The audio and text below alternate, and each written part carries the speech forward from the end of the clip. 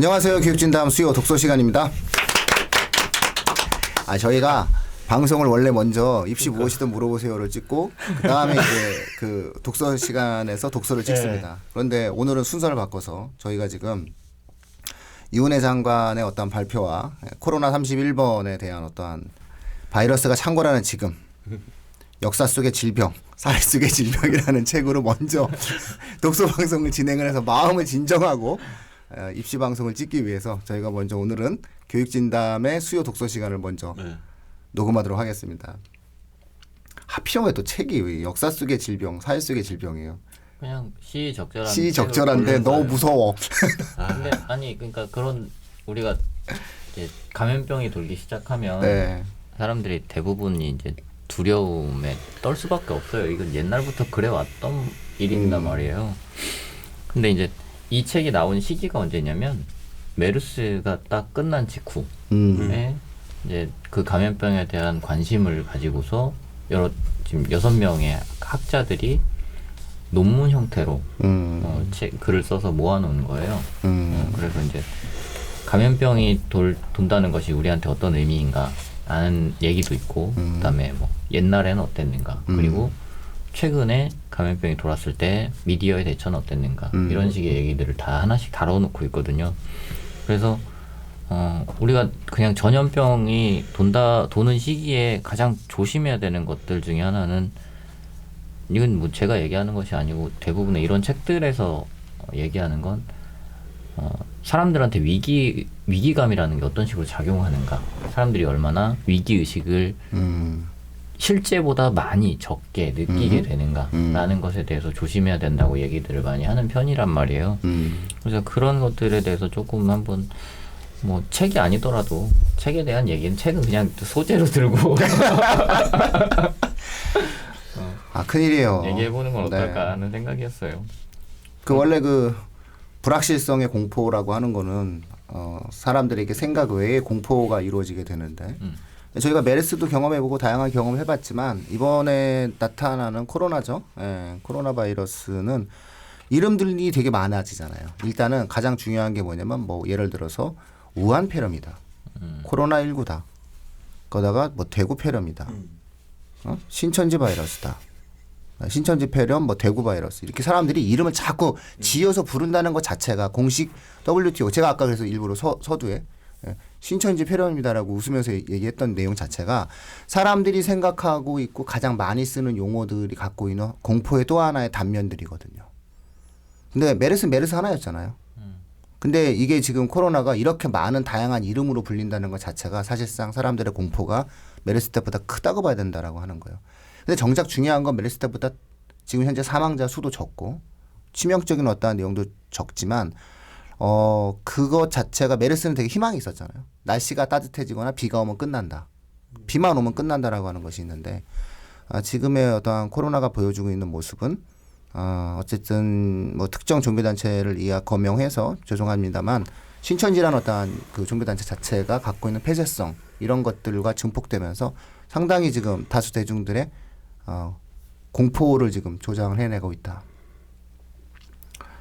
그러니까는 사실은 휴원이라는 사상 초유의 휴원 결정이라고 하는 것은 메르스 때도 거의 내리지 않았거든요. 그렇죠. 학교장 자율적인 결정을 내렸는데 국가가 중앙정부가 공식적으로 내렸다는 것은 경제활동을 중단하라는 거거든요.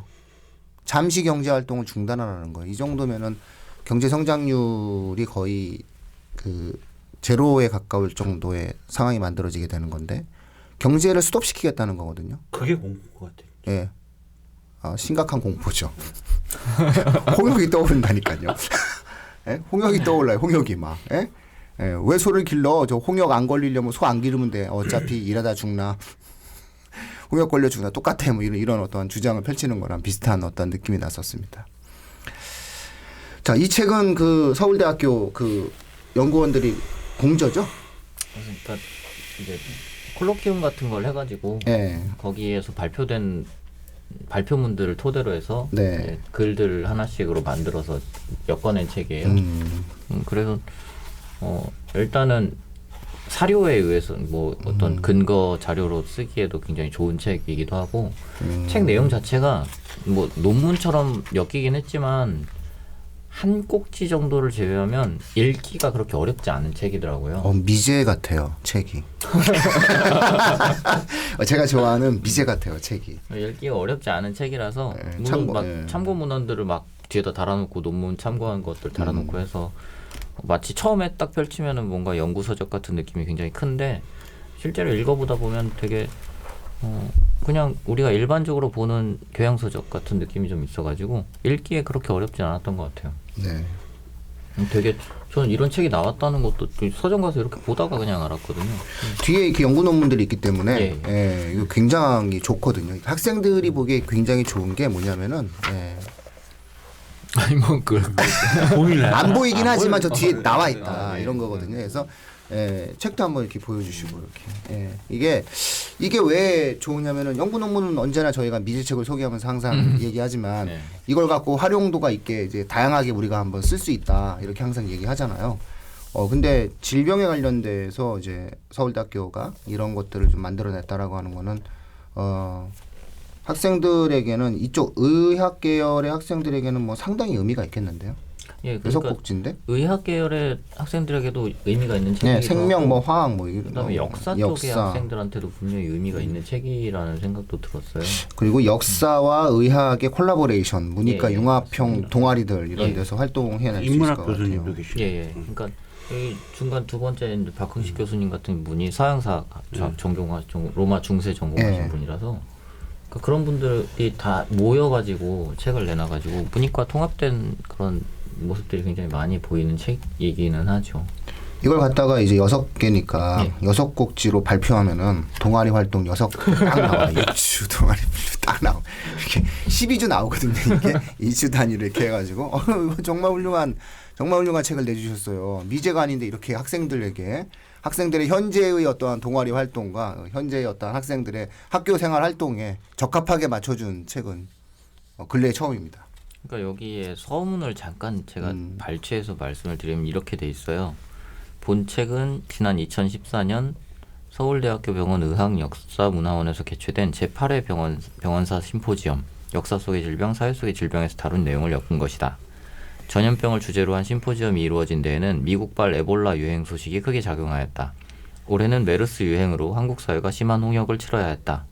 이 책을 통해 역사 속에서 인류가 어떻게 전염병에 대처해왔는지를 조금이나마 이해될 수 있다면 오늘날의 전염병 위기에 대해서도 슬기롭게 대처할 수 있을 것이다. 성숙한 사회와 의료가 나아가야 할 바를 짚어낼 수 있을 것이다. 이렇게 되어 있거든요. 그래서 다루고 있는 내용들을 간략하게 말씀을 드리면 6개의 꼭지로 아까도 말씀드렸던 것이 돼 있어요. 첫 번째는 인간과 감염, 그래서 생태계 역사. 이건 이제 조승열이라는 성균관대학교 의학 쪽의 명예 교수님이셨던 것 같은데 그분이 썼고요. 그다음 두 번째가 중세 말기 이탈리아 도시들의 흑사병 대응. 그래서 박흥식 서울대학교 서양사학과 교수님이시죠. 그다음 세 번째가 조선 총독부의 종두 정책이라고 돼 있어요. 그게 최규진 인하대학교 의과대학 강사가 돼 있고요. 그다음에 네 번째가 일제강점기 성병에 대한 의료적 실천. 그래서 최은경 서울대학교 병원 역사문화원 연구교수.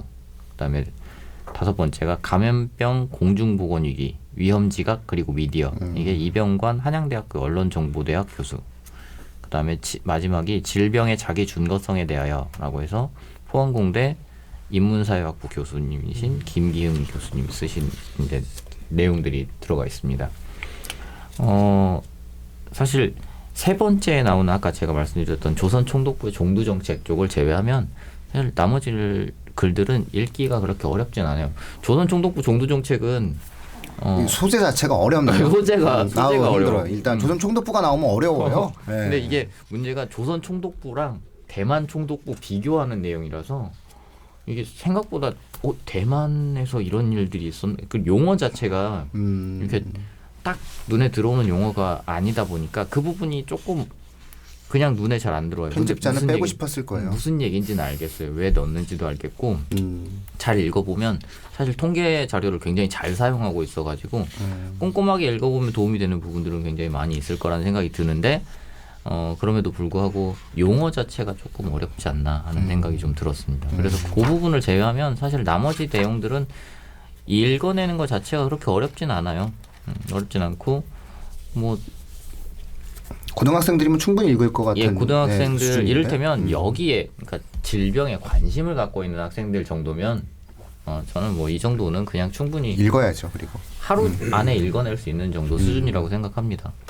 근데 이제 우리가 이 책에서 주목해야 되는 지점은 사실 되게 많은 내용들을 담고 있죠. 그러니까 첫 번째 얘기했던 뭐 인간과 감염의 경우에 감염이라는 것 우리는 항상 이 생태계 역사 안에서 인간은 감염과 함께 살아가고 있다라는 식의 이야기를 하고 있는 것 있어요. 그러니까 윌리엄 맥닐이라는 사람의 책에 대해서 리뷰하는 방식으로 써 있거든요. 그러면서 인간이 생태계에서 달아날 수가 없기 때문에 그러니까 전염병의 출현에 대해서 고민해야 된다 이런 얘기들을 하는 그런 부분이에요. 그리고 두 번째는 이탈리아 도시들의 흑사병 대응에서 보건 정책이라는 게 어떤 힘을 갖고서 이렇게 전염병 혹은 감염병에 대해서 대처를 할 때 그게 정책이 제대로 이루어져야 된다. 그러니까 의사들의 어떤 수준의 문제가 아니고 정책을 어떤 식으로 활용하냐에 따라서 그 도시들이 이렇게 감염병을 몰아낼 수 있었는가 없었는가를 이게 사료적으로 밝혀서 보여주고 있거든요.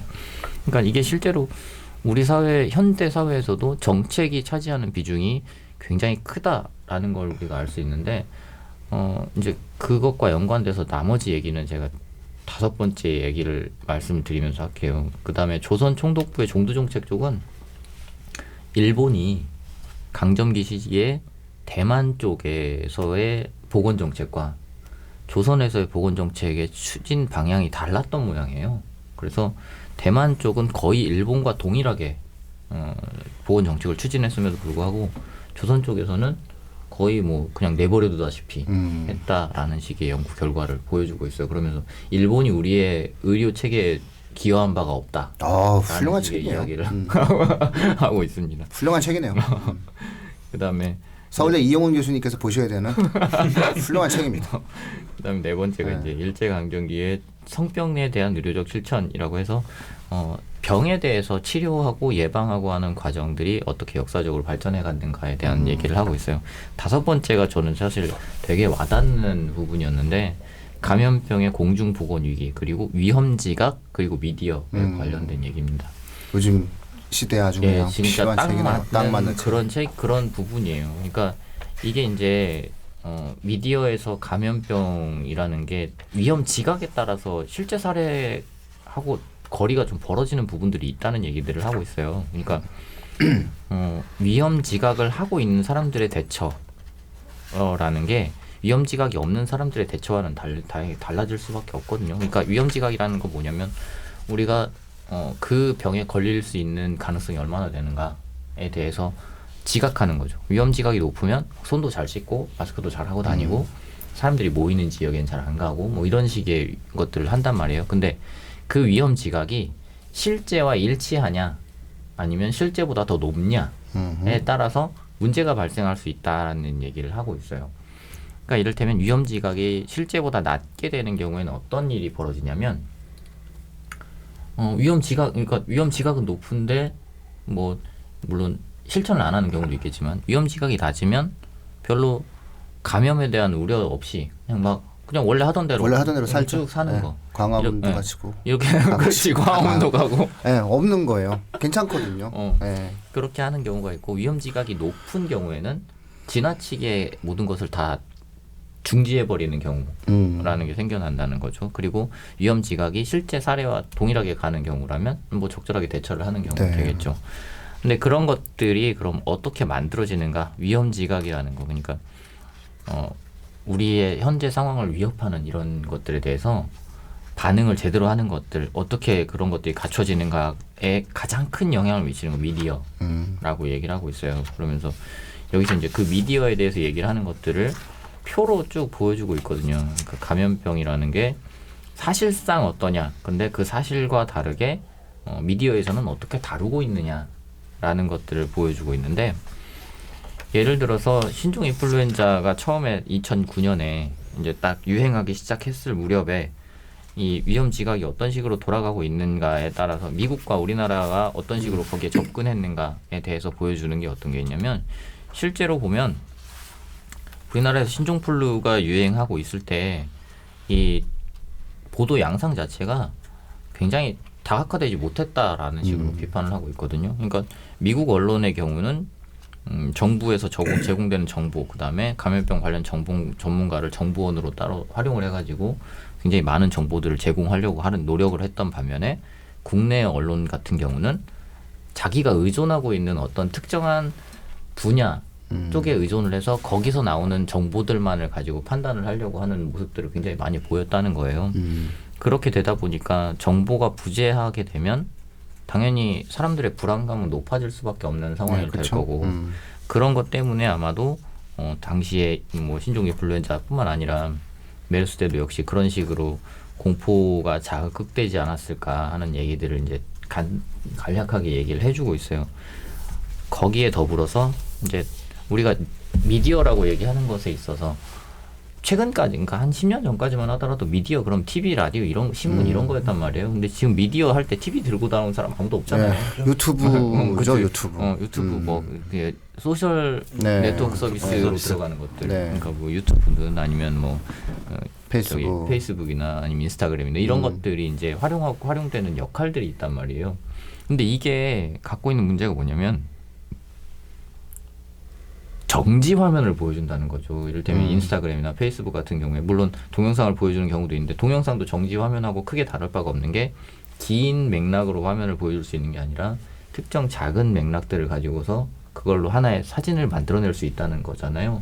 그렇게 되면 사람들한테 자극적인 모습들을 하나씩 보여줌으로써 그게 왜냐면 그 사실을 전달하고자 하는 사람 스스로도 그걸 보여줘야 내 것이 인기가 있으니까 그래서 그걸 더 자극적으로 보여주기 위해서 그 장면들을 편집해낼 수 있는 가능성이 생긴다는 거예요. 그렇게 되면 사람들이 갖고 있는 위험지각의 수준이 원래 가져야 되는 위험지각의 수준보다 훨씬 더 높아지게 될 수밖에 없다는 거죠. 그러면 어떻게 되냐면 공포심이 자극되는 거라고 보면 되는 거죠.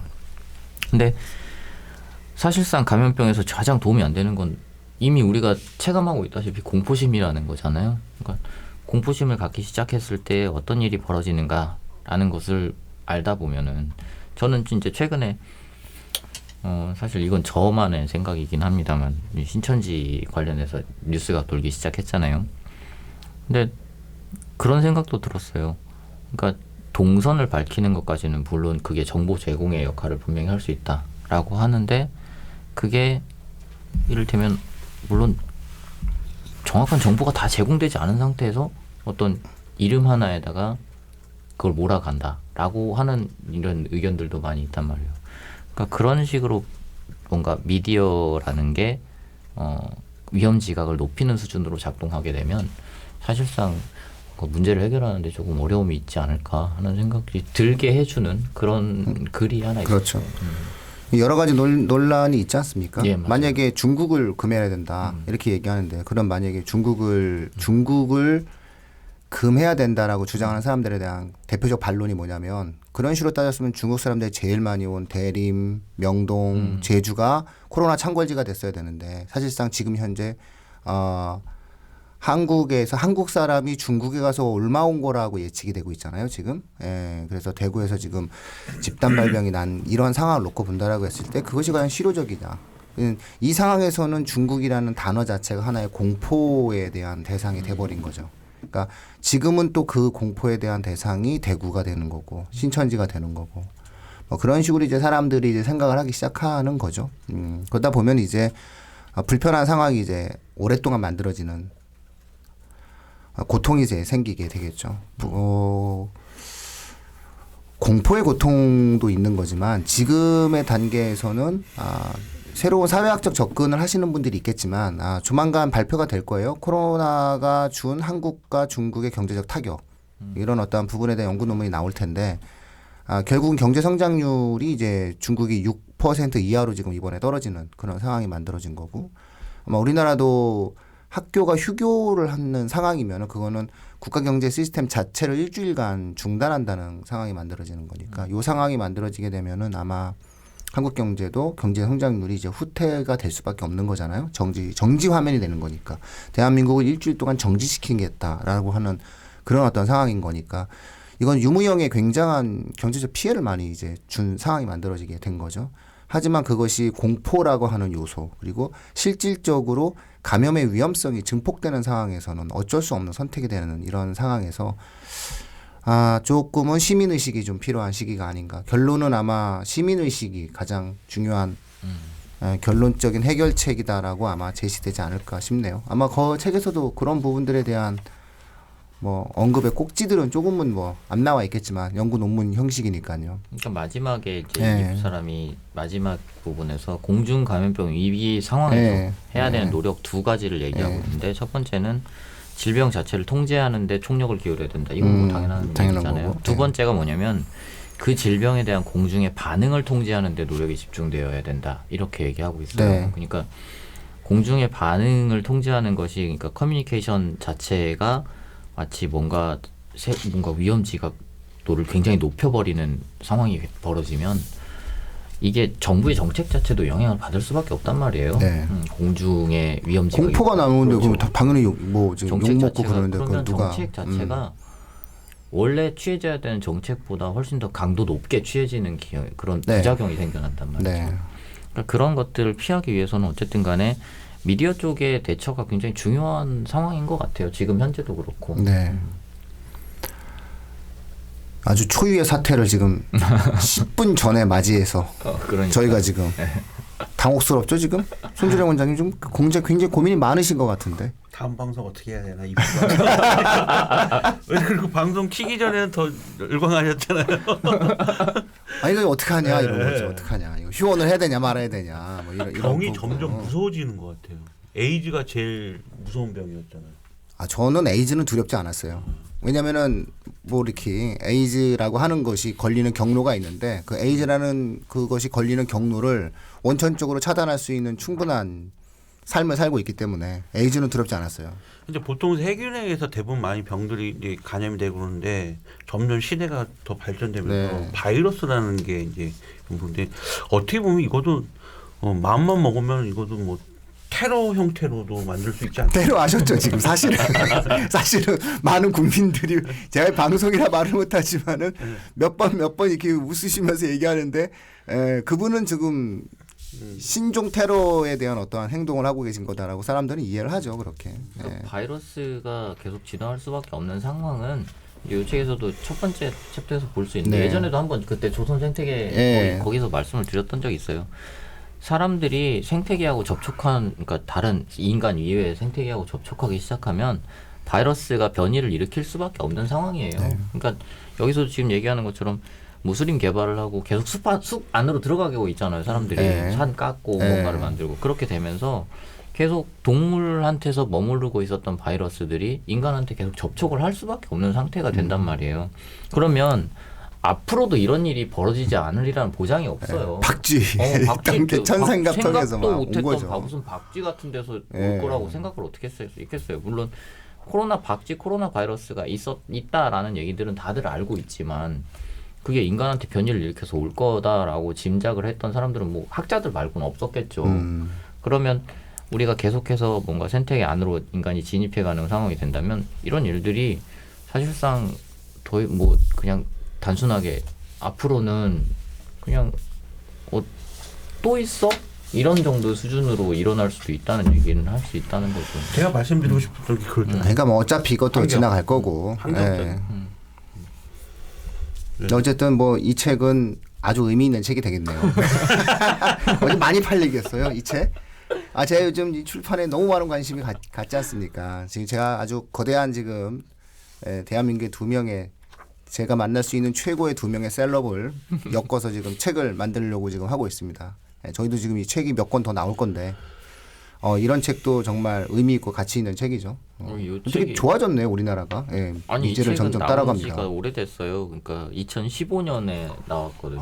부끄럽네요. 부끄럽습니다. 죄송합니다. 죄송합니다. 이런 책이 2015년에 나왔는데 불구하고 우리가 자꾸 미제만 좋다라고 얘기했었던 상황이 정말 죄송스럽습니다. 2015년에 나왔고 출판사가 솔빛길이라는 출판사인데 본인들끼리 만든 출판사일 가능성이 높습니다. 그런 것 같아요. 그러니까 그리고 다른 책은 나오지 않은. 다른 책이 있는지 잘 모르겠습니다. 근데 주소가 어쨌든 마포구에 있으니까 아마 다른 책도 나오고 있을 거예요. 뭔가 나왔을 텐데 몰랐겠죠. 세훈 선생님이 그 네, 그런가? 네. 한번 책을 많이 보시는 것 같아요. 저희 원래 그런 책을 좋아하거든요. 네, 이거는 되게 좋아합니다 뭐, 제가. 뭐 바람사, 네. 문과쪽 책을 별로 안 좋아해요. 푸른 제가 한번 심장. 네, 솔빛길 출판사에 또 다른 책이 있는지 제가 한번 검토를 왜 해드리겠습니다. 그러냐면 저는 네. 이제 문과 쪽 책들은 사실 제가 딱 읽었을 때 우와 이런 게 있어라고 생각할 만한 지식을 주는 책들이 그런 책들로 가게 되면 너무 어려워지고 너무 두꺼워지고 이렇게 된단 말이에요. 근데 이런 이과 쪽의 책들은 제가 갖고 있는 지식이 그렇게 많지 않으니까 어지간한 수준이면 다 우와 이렇게 된단 말이죠. 그래서 제가 그쪽 책들을 조금 더 많이 보는 편이기는 해요. 아 여기서 핀란드 수학 교과서가 나왔네요. 아, 그래요? 이 출판사네요. 핀란드 수학 교과서라는 책. 그래서 제가 아니 세상에 어떻게 저런 책을 굳이 갖다가 하지라고 했었어요. 그래서 네. 뭐 어쨌든 이 책은 좋습니다. 네. 그래서 이 책에서 이제 핀란드 수학 교과서 그 나름 핫했어요. 그 책도. 그 책도 나름 핫했는데 저는 이제 핀란드의 교육에 대해서 많은 사람들이 막 이야기를 하잖아요. 그러니까 언론이 되게 무서운 게 뭐냐면 핀란드 교육에 대해서 막 얘기를 하지 않습니까? 그래서 이제 그때도 이제 한참 아마 다른 뭐 기회에서 제가 아마 핀란드 교육에 대해서 한번 이야기를 한 적이 있었을 거예요. 그래서 아이들을 막 놀린다. 핀란드는 어렸을 때부터 애들을 가르치지 않고 학교에 가면은 무엇을 할지 무엇을 하면 즐거울지를 학생들한테 알게 하기 위해서 놀린다. 이렇게 얘기하면서 살아있는 교육이 너무 좋다라고 얘기하는데 제가 초를 치는 말을 했거든요. 걔들이 왜 놀리겠냐. 왜 유희를 즐기게 만들어주겠냐. 그 초등학교 학생들에게. 그 놀이하는 과정들 속에서 내가 좋아하고 싫어하는 것을 구분하고 내가 잘하고 내가 못하는 것을 구분시키기 위함이다. 그런 과정들 속에서 이제 나의 진로를 찾아가기 위한 그러한 형태의 교육인 것이지 그들이 결국 학생들에게 인권적인 측면 속에서 놀리기 위한 그런 형태의 교육을 진행하는 것은 아니다라고 얘기를 한 적이 있었거든요. 그러다 보니까는 핀란드 하면은 마치 무슨 그 숨쉬는 교육이 이루어지고 엄청나게 이제 좋은 교육이 이루어지는 것 같아서 이제 그래서 심지어는 야 핀란드 수학 교과서까지 나와서 이제 우리나라 애들한테 가르치는구나라고 했는데 이 출판사였습니다. 네, 그래서 솔빛길 출판사에서 그 책도 나왔고 되게 많이 팔렸거든요. 그 책도. 그랬는데 아주 재미난 책, 그 시적절한 어떠한 책을 만들어 준 것 같습니다. 그래서 역사 속의 질병, 사회 속의 질병이란 책이 여기서 나왔다라는 말씀을 드릴 것 같습니다. 의학 계열 동아리 활동을 하는 고등학교 학생들, 그다음에 뭐 화학 생명 쪽 관련된 학생들, 그다음에 이런저런 동아리를 못 만들어서 다양한 형태의 학생들이 모여 앉아 있는데 거기에는 의대도 가고 싶고 역사학과도 가고 싶고 이런 아주 혼란스러운 형태의 동아리 활동을 하고 있는 학생들한테는 적격인 책입니다. 그래서 이 책을 가지고 다양한 형태의 활동을 할 수 있다라는 말씀을 아주 기쁘게 드리고 심지어 국산이다. 미제도 아니다라는 말씀을 좀 드리면서 좋은 책이다. 이런 것이 많이 만들어지는 나라가 선진국인데 우리나라가 점점 선진국이 되어가고 있는 것 같다. 그래서 31번의 어떤 확장성이 존재하기 전까지만 해도 상당히 선진국이었단 말. 스스로 사람들이 막 다 자부하고 그랬었는데 지금의 이 상황이 이제 잘하는 거 없었어. 내가 대한민국 사람이라는. 아주 큰일이 났는데 어쨌든 이렇게 큰일이 나도 청취자분들 희망을 가지시면 다 됩니다. 그리고 과도한 공포는 우리를 옥죄게 만듭니다. 비누로 꼼꼼하게 씻으십시오. 손발을 비누로 꼼꼼하게 씻고 집 밖에 나갔다 오면 뭐 샤워하고 뭐 이런 어떠한 문화가 일상화되어진다라고 한다라고 했을 때에는 의외로 이 문제들을 담담하게 지나갈 수 있지 않을까 싶습니다.